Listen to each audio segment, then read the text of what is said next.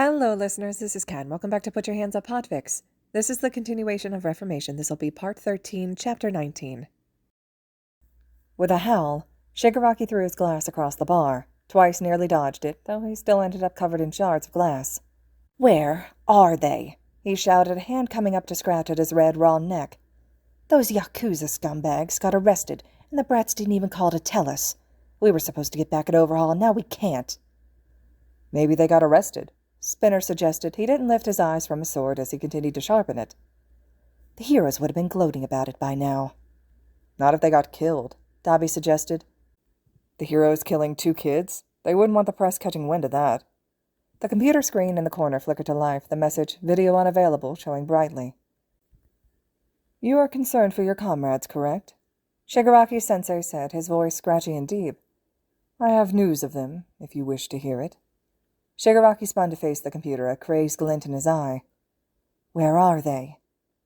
"As of late this morning, not long after the raid on the Yakuza base, 2 new students were enrolled at UA. Himiko Toga was enrolled in 1B in Izuku Midoriya and 1A. The 2 will be training to become heroes. Statements from them were given to the police. In these statements they said that they stole what is referred to as the source from the Yakuza and escaped to UA for asylum. It appears they have struck a plea bargain and will be a part of the newly formed villain rehabilitation program. You will need to move your headquarters immediately. I've already arranged for a new bar to be purchased and will alert you when it is ready to be moved into." The room was silent. No one daring to speak, Shigaraki's chest was heaving with his heavy breaths as he stared at the dark computer screen. Kurogiri had even froze, his eyes locked on his young charge, waiting to see what would happen. "They betrayed us?" Shigaraki asked in a thin voice. "Yes, it appears so." "Maybe they're spying for us and will call soon. They're traitors, let's kill them," Twice had yelled, switching between his personalities. Shigaraki-sensei continued to speak, ignoring Twice's outburst. "My contacts in the police force will continue to keep me updated on the matter. In the meantime, I can have one of my contacts within Tartarus handle Overhaul, should you wish." Yes, I want to make him pay. It's his fault we lost 3 party members. He killed Magne, and he did something to Toga and Deku to make them go to UA. There's no other reason they'd switch sides like this." Shigaraki's hand had climbed back up to his neck, scratching again.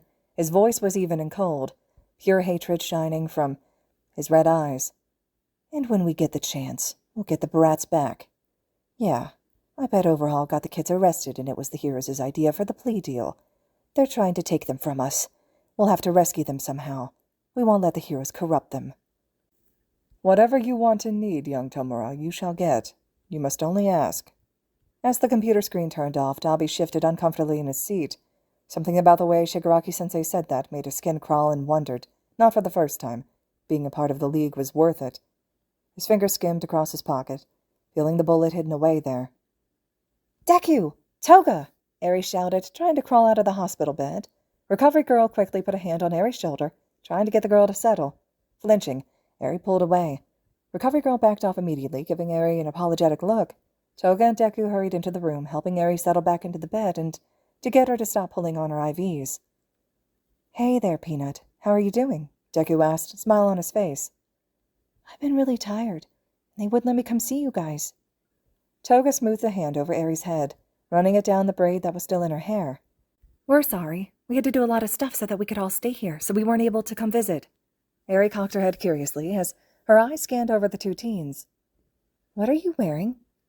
"Oh," Deku said, blushing. These are our new school uniforms. Remember how we told you that UA was a hero school? Toga and I are going to take classes here now. That way, we can be near you and help keep you safe." Lad King, who was still standing in the doorway, gave a little huff. "That's a bit of a stretch," he grumbled. Recovery Girl smacked his shin with her cane. He yipped in surprise, jumping away from her. "Go get these kids some food and get yourself a coffee. You're too grumpy without it," Recovery Girl said, glaring up at him. Vlad, looking sheepish at being reprimanded like that, nodded and hurried away. Toga sat on the edge of Eri's bed, listening as the little girl gave a detailed outline of what had happened since they last saw each other.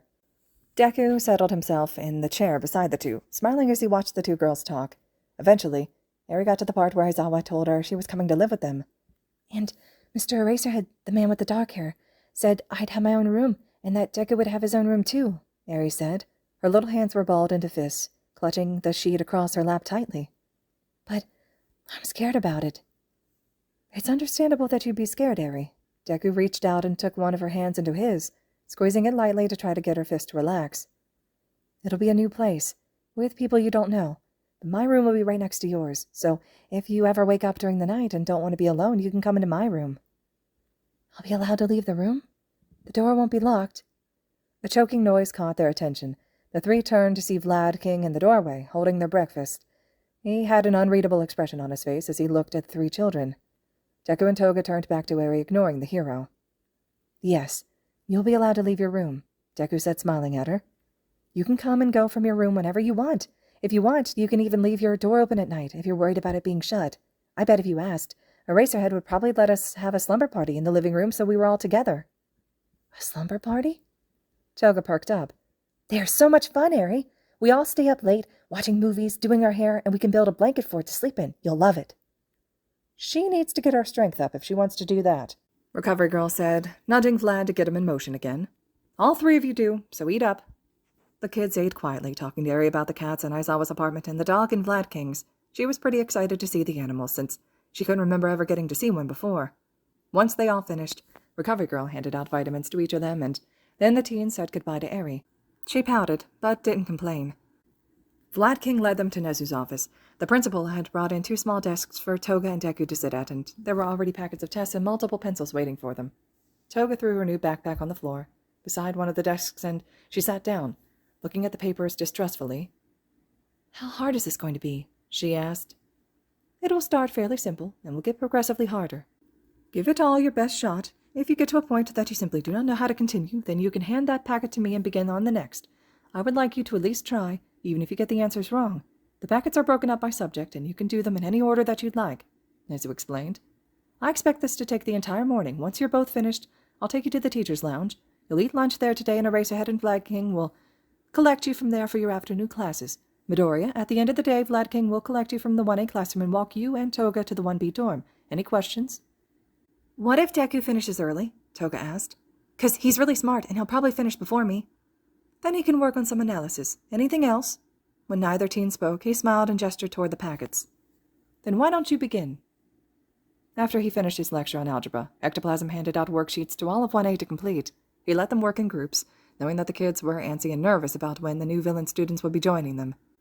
He hoped that by working together on the problems, they would be able to help fill in any gaps for each other and anything they missed in the lecture. What ended up happening instead was that half the class was talking about the new students and the other half was staring at the worksheet blankly. Ida and Momo tried to get everyone back on track, but it took a small explosion from Bakugou to get everyone to shut up and get to work. Todoroki and Shinso worked together, as they always did, for partner work. From day one, the two had gravitated toward each other, appreciating the quiet the other brought. Some in the class had initially been nervous about Shinso's quirk, but Todoroki had never even batted an eye at it. He simply asked, in a deadpan voice, if Shinso would brainwash his father for him. Shinso had cracked up and nodded, saying that as long as Todoroki covered for him, so he wouldn't get in trouble, he'd do it. Todoroki's lips had turned up in a small smile at that. The pair had moved 2 desks together and worked quietly, only asking the occasional question about the problems. As they were about to finish, Todoroki finally said something that wasn't related to math. "You stood up to Bakugou for the villains," he stated, his voice even and emotionless as always. "I stopped Bakugou from getting expelled for murder." "You know more about the situation than you're letting on," Todoroki said, still not looking up from his worksheet. "I'm not going to ask you to tell me. I know you probably can't. I just want to know if our classmates will be safe with the villains here." Shinso sighed, setting his pencil down. "To be honest, I'm not sure. I want to say yes, though. Toga and Deku They both want better for the girl they rescued, and while I don't know a lot about their past, I get the feeling that they went through some of the same stuff I did. I mean, I had no friends as a kid, and was always told that I'd end up as a villain because of my quirk. I was lucky enough to have my mom supporting me, but what would have happened if I hadn't? What if she also hated my quirk, or if she had died? I could have ended up just like Toga and Deku. Under the right circumstances, any of us could go villain. Maybe a second chance is just what they need to turn their lives around."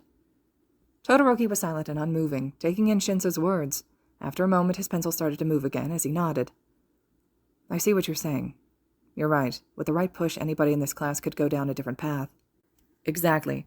That's why when Deku joins the class, I think I'll try to talk to him or something. Don't know if I'll be his friend, since I don't really know what kinds of crimes he's committed, but he should have at least one person in the class that's nice to him. Freezing, Todoroki's eyes went wide. A smile slowly started to form on his face, and he raised his gaze to make eye contact with Shinso. Shinso frowned, his brow furrowing. I don't like that look. What are you thinking? I'm going to make Deku my friend. 2 seconds ago, you sounded like you were ready to throw down with him if he was a threat to the class, and now you want to be friends? What the hell? Just think for a second. The school will likely have to alert our parents that the villain Reformation program is being initiated, even if they don't announce it to the public. That means my father will find out I'm in a class with a villain. How furious do you think he would be if I became friends with the villain? Snorting, Shinso shook his head. Dude, you can't just use Deku like that. If he finds out, who knows what he'll do. I'll tell him I'm doing it to piss off my father. He'll love that idea. Todoroki paused, his smile falling. That is, if Deku will even let me get near him. He looked terrified of me yesterday. Perhaps he recognizes me as Endeavor's son. Take it one step at a time. The first step is helping me with this math problem because I have no idea how to solve for X. As Toga had predicted, Deku got done with the tasks before her. He handed the packets off to Nezu, who promptly handed Deku his analysis notebook. Deku flipped through the pages, reading past entries and adding notes in places. Once he finished that, he started cleaning up and adding detail to the sketches he had made in the entries. By the time he'd finished, Toga was turning in her last packet to Nezu. Good job. I will grade these and let you know the results later today. Now, Deku, let me put your notebook away, and then I can walk you both to the teacher's lounge. As he led them through the halls, the bell rang, signaling the start of lunch. Doors started to open, and students flooded the halls, all talking excitedly. The crushing noise and suffocating crowd made Deku's heart race. A buzzing started in his body, and he felt himself start to shake. Looking around, all he saw were unfamiliar faces. As he stared, they slowly morphed into the faces of his old classmates from middle school. Their expressions were cold, sneering at him. The sounds of the students turned into jeering and taunts, whispers about how worthless he was. Without thinking, Deku grabbed Toga's arm and Nezu's shoulder. Pressing backwards, he pulled them to the side of the hall, out of the press of bodies. He'd managed to find a small gap of space behind a pillar that the students weren't crowding around. Once they were safely tucked away, Deku let go of the other two and leaned back against the wall, his breath coming in short bursts. His wide green eyes roved, fear shining brightly. Toga stepped into his field of vision and clamped her hands over his ears, blocking out the majority of the noise. Turning his head into her shoulder, Deku closed his eyes and tried to quell the rising panic. It's not true, it's not true, it's not true, he whispered to himself. He could feel Toga humming, her shoulder vibrating with the noise. He focused on that, focused on her breathing and the feeling of her hands on his face. The sound of the bell ringing again made him flinch, curling in on himself even further. Slowly, Toga's hands came away from his ears. They're all gone, Deku, it's okay. Lifting his head, he looked around the empty hall. He took a shaky breath and straightened, rubbing at his eyes and trying to slow his heart rate. Nezu looked up at him curiously. Are you all right, Midoriya? I'll be fine. He has panic attacks sometimes, Toga explained. Big crowds with not much space freak him out. Reminds him of middle school. It may also be sensory overload. That is common for those with anxiety. I've already arranged sessions for you both with Hound Dog, who is the school therapist. I'll mention this to him as something to revisit, Nezu said, reaching up and gently patting Deku's arm. Thank you for thinking of me when you got startled by the crowd. That was very kind of you. Deku huffed and averted his eyes, a slight pout on his face. I didn't know what I was doing. Ah, I see. A happy accident, then. Nezu winked at Toga, who giggled lightly before realizing what she was doing. She quickly schooled her expression into something more neutral. Let us continue on. I'm sure you both are hungry by now. In the lounge, various teachers were scattered about at different tables. Some were grading papers, while others were eating and talking amongst themselves. When they heard the door open, all eyes looked up, locking on to the two newest students of UA. Nezu didn't hesitate. He just urged the two further into the room and sat them at a table that was mostly empty. A tall, thin man in an ill-fitting suit sat alone, quietly drinking a nutrition shake. When he saw Nezu guide the teens to his table, he straightened up, looking panicked. Nezu, are you sure? I already know it's you, All Might. So does Toga, Deku said, his voice even and cold. He pulled out one of the chairs and sat down, Toga taking the spot directly next to him, pulling the chair even closer. You don't need to worry. That caught Nezu and the other teachers' attention. I'm sorry, what did you just say? One hero, the one Deku recognized as Cementos, had said. Yeah, Deku and I know. Don't worry. The only other one who knew in the league was Big Sis Mag, and she's dead now, Toga said, her eyes narrowed into a glare. I told Deku to tell Shiggy, though. You should be thankful he didn't listen to me. Toga! Deku hissed, elbowing her. Well, it's true. All Might cleared his throat nervously. How do you two know? Deku turned to look back at All Might, his mouth hanging open slightly. Before he could say anything, Toga spoke up again. Holy shit, he doesn't remember you. How the fuck does he not recognize you? I guess I do look kind of different. Oh, so you lose a little weight and change your clothes and suddenly you're unrecognizable? To be fair, my hair has grown out too. Okay, but how many green-haired, green-eyed, quirkless kids did this douchebag meet? A look of realization flitted across All Might's gaunt face. The boy from the rooftop. You two have met? Nezu asked evenly, a frown stretching across his snout. Deku nodded. Yeah, he saved me from a villain back when I was in middle school. After I woke up, he signed my notebook and tried to leave. I grabbed a hold of him, 'cause I had a question. He dropped me off on a rooftop. He sorta, I guess, deflated. He explained why, answered my question, and left. What I think you mean to say is he told you to give up on your dreams and then left you on the top of a skyscraper by yourself, Toga said bitterly. Aizawa gave a startled cough, nearly spitting out his coffee all over the table. What the fuck, All Might? He choked out, still coughing. All Might frowned. Language, we have students present. You curse in front of students all the time, so shut up. Now let me get this straight. A child was attacked by a villain, presumably knocked out, and you plan to just leave? You didn't take him to a hospital or anything. And then when he grabs onto you, which was stupid, Midoriya, I hope you know that, you dropped him on the top of a skyscraper and then left him there? I knew you were an idiot, but I didn't know you were that dumb. Toga was grinning, her sharp fangs on full display. You're forgetting the part where he told Deku that he could never be a hero because he was quirkless. That's when he left him on the roof. You know, after he'd been bullied all day and told to, what was it he said again, Deku-kun? Oh, right, take a swan dive off the roof. Wasn't a big deal. You make it sound worse than it was, Deku said, huffing and folding his arms across his chest. I don't think I am. Yeah, I don't think she is, Aizawa said, fully glaring at All Might. You left a kid on a skyscraper roof after he had been suicide-baited? I didn't know he had been. I didn't know leaving him there was a risk. Leaving a child on any roof is a risk. It's a child on a roof. Nezu gently tugged at Deku's sleeve, getting his attention.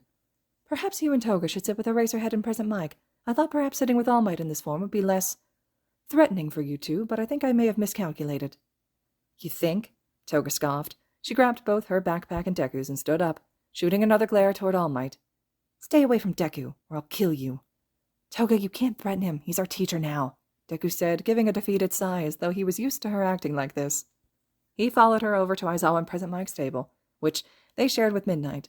Aizawa was still shooting daggers at All Might with his eyes, while Present Mic and Midnight were just fussing over the two teens. Vlad King entered a moment later and handed 2 bento boxes to the kids along with a blood bag to Toga. When he spotted one of the business course teachers wrinkling her nose at that, he pulled out his own bag and slurped loudly, staring her down. So, kid, do you want to tell me about why you think it's not a big deal to be told to kill yourself? Aizawa asked, his tired eyes watching Deku carefully. The teen looked up from his food, his cheeks full and distended from the massive bite he'd taken. Both Toga and Deku had been shoveling the food into their mouths at top speed, silent besides Deku, asking Toga to sniff his food. It was as though they were scared the food was going to be pulled away from them at any moment. Deku gave Aizawa a shrug as he swallowed. I'm quirkless. And this is normal for quirkless kids? I think so. I've never met any others. From what I've heard, it could be a lot worse, but I mean, people get picked on all the time. It's really not a big deal. Aizawa's frown deepened. That's not normal teasing. That's extreme bullying. Why are you so worried about this? People said worse to Toga when she was in school. Hell, people said worse to the both of us when we were on the streets. They just are words, and it's in the past. So you don't need to get so hung up on it. Just drop it, Deku said, scowling down at his food.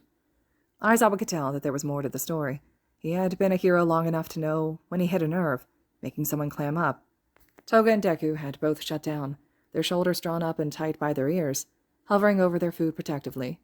They kept their eyes down, avoiding the gazes of the heroes in the room. Mike glanced at Aizawa over the tops of the teens' heads, catching his eye with a meaningful look. It was clear that he was just as concerned about what they had said as Aizawa was. Midnight was trying to pull the kids into a conversation, chattering away about what kinds of clothes they wanted and what things they could order to decorate their rooms with. Neither Toga nor Deku responded, only offering non-committal grunts and shrugs. The remainder of lunch was uneventful. When the bell rang, dismissing students back to their classrooms, the teachers began making their way out of the lounge. Vlad King and Aizawa got up, gesturing for the teens to stand with them. We'll wait until the halls are mostly clear before we head out. Do either of you have any questions? Vlad asked, looking between the two.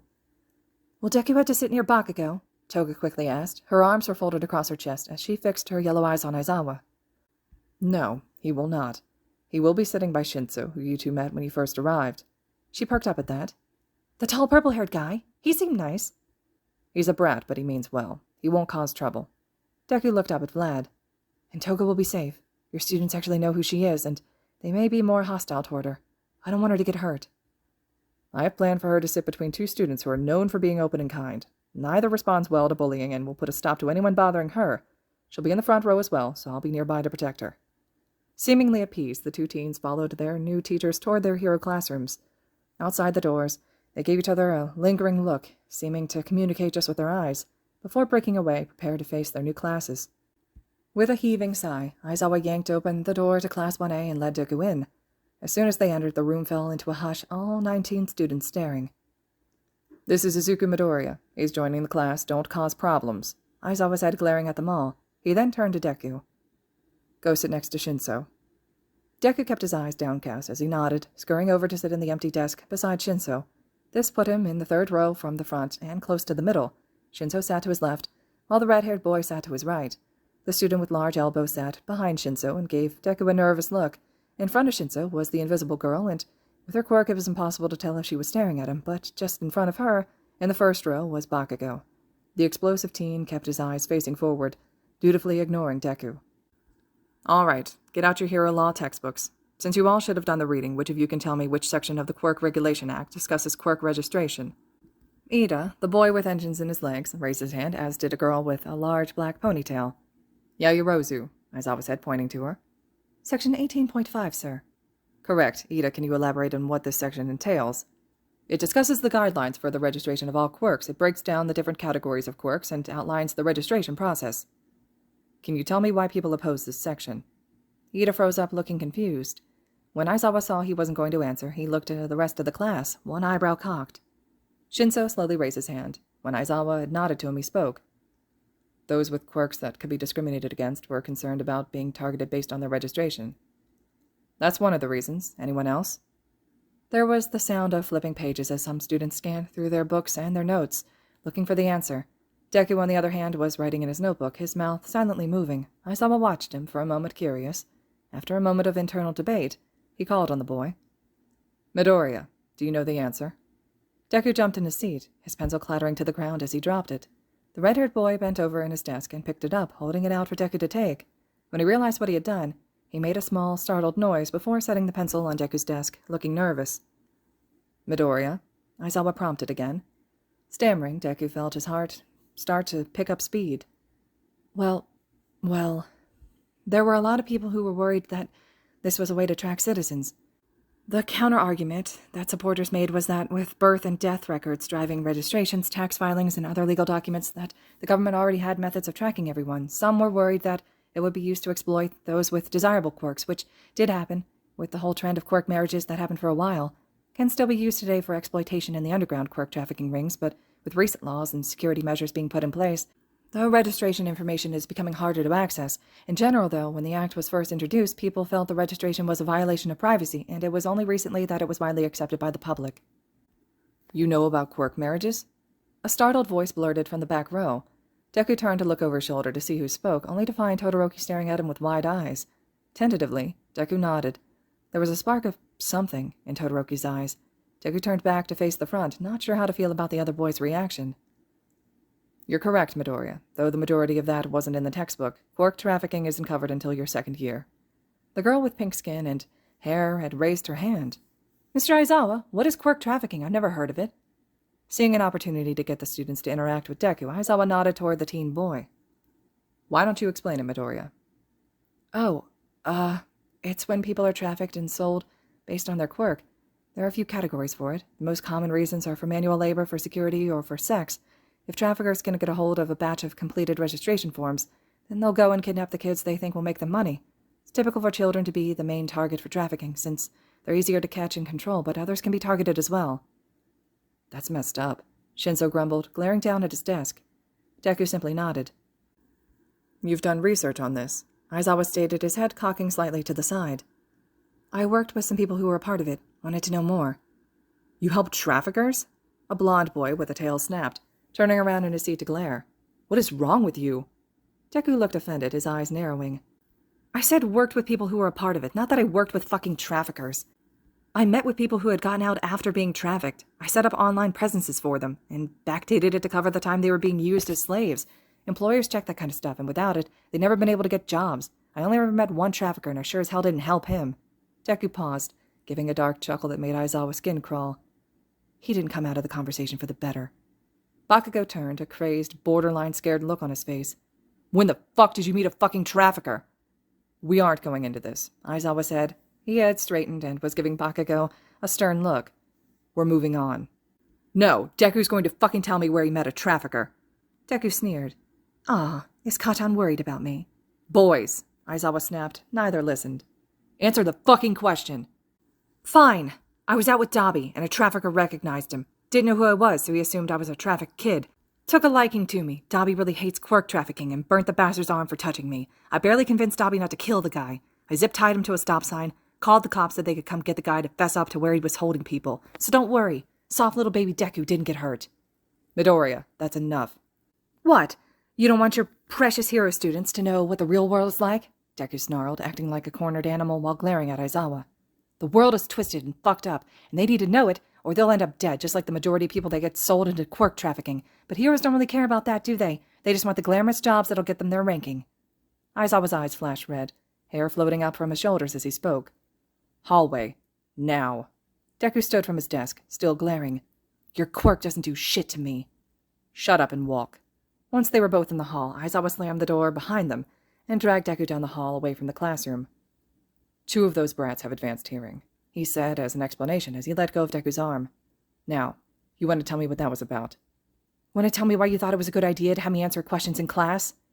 You're my student now. You have to participate in class. And you couldn't have waited until they had gotten used to me. Aizawa sighed. I was hoping if I treated you like any other kid, they would do the same. Apparently I was wrong. No shit, Deku scoffed. Would have been fine if Bakugou hadn't jumped down my throat.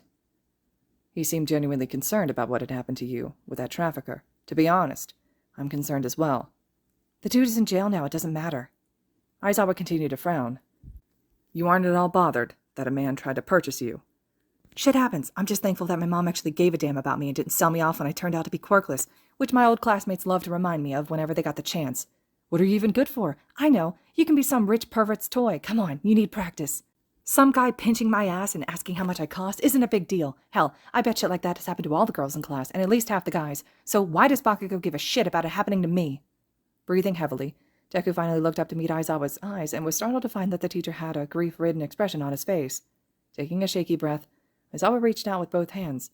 Deku flinched back without thinking, ready to take the hit he was sure was coming. He spoke out against a teacher, a hero no less. It made sense that he would get hurt. When Aizawa saw him shrink away, he froze, letting his hand slowly lower. I was going to give you a hug, kid.